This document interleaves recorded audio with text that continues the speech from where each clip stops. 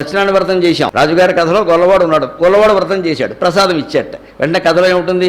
గొల్లవాడు ఇచ్చినటువంటి ప్రసాదము తిరస్కరించినటువంటి రాజు చేత వెంటనే భటులు వచ్చేవో మహారాజా నీ సామ్రాజ్యం మొత్తం శ్రీమద్ రమణ గోవిందో హరి అంటారు. అప్పుడు రాజు తన తప్పును గ్రహించి గొల్లవాడిని పిలిచి తిరిగి వ్రతము చేయించి వ్రతము ప్రసాదము స్వీకరించగానే వెంటనే భటుడు వచ్చి మహారాజా నీ సామ్రాజ్యం మొత్తం మళ్ళీ నీకు వచ్చిందంటే ఎలా వచ్చేసింది? సమస్య ప్రసాదాన్ని తిరస్కరించడం కాదండి. ప్రసాదాన్ని తిరస్కరించడం వల్ల కోపం వస్తే సత్యనారాయణ స్వామికి ఈగో ఉన్నట్టు లెక్క. గొల్లవాడిని తిరస్కరించడం తప్పండి. కులం పేరు మీద ఎవరిని అవమానించినా మనం భగవంతుడిని అవమానించినట్టే.